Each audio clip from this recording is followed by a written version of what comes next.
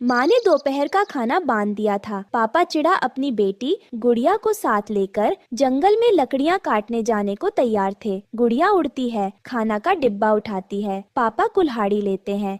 पापा, वापसी में मम्मा के लिए कुछ मिठाई लेकर आना। कई दिनों से मेरा भी खाने का मन है। हाँ हाँ, जरूर लेकर आऊंगा। तुम्हें तो बाप के साथ घूमने का बहुत शौक है। हाँ मम्मा, पर मैं सिर्फ घूमने नहीं, काम भी करूँगी।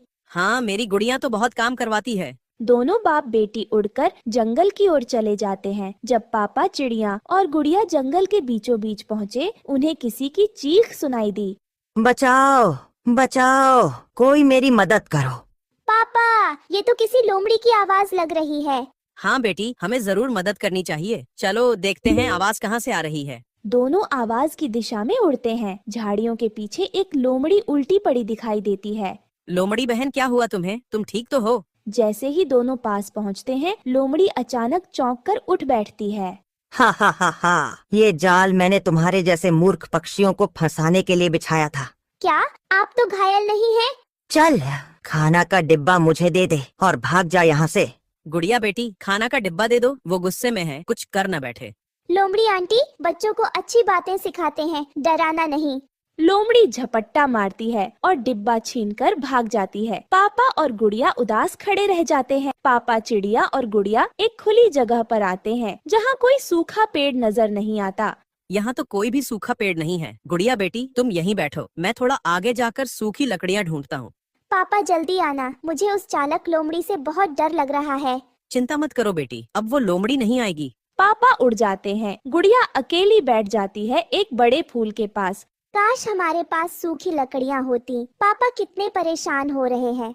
गुड़िया, गुड़िया, क्या तुम मुझसे दोस्ती करोगी? कौन कौन है? मुझे दिखो। मैं यहाँ हूँ, फूलों के पास। गुड़िया फूलों की तरफ देखती है और वहाँ उसे एक चमकती परी दिखाई देती है, छोटी, सुंदर और चमकीले पंखों वाली। क्या आपने मुझे आवाज दी? हाँ, मैं फूलों में रहने वाली परी हूँ। मेरा नाम सोन परी है। क्या तुम मुझसे दोस्ती करोगी?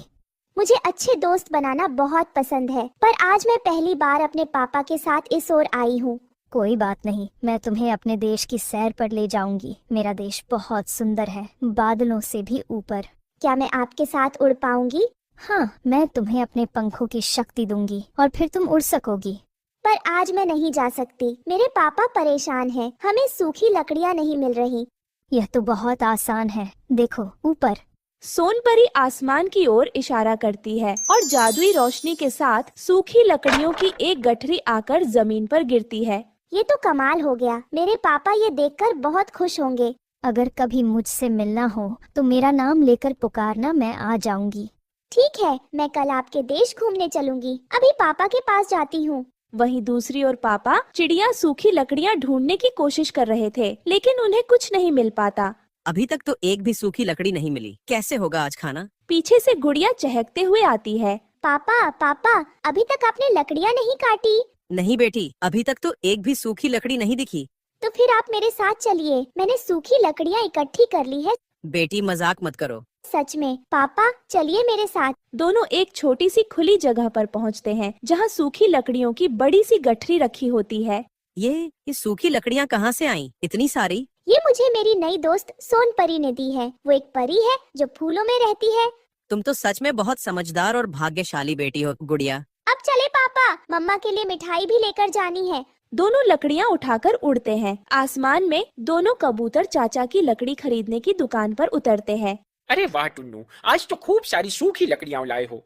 हाँ चाचा जी, आज किस्मत मेहरबान रही। ये लो पैसे और अगली बार और लाना। पैसे लेकर वो दोनों मिठाई की दुकान पर पहुंचते हैं। पापा, मम्मा को लड्डू पसंद है, लड्डू लेना। भाई जी, ये पैसे लो और मुझे थोड़े लड्डू दे दो। पापा चिड़िया और गुड़िया मिठाई का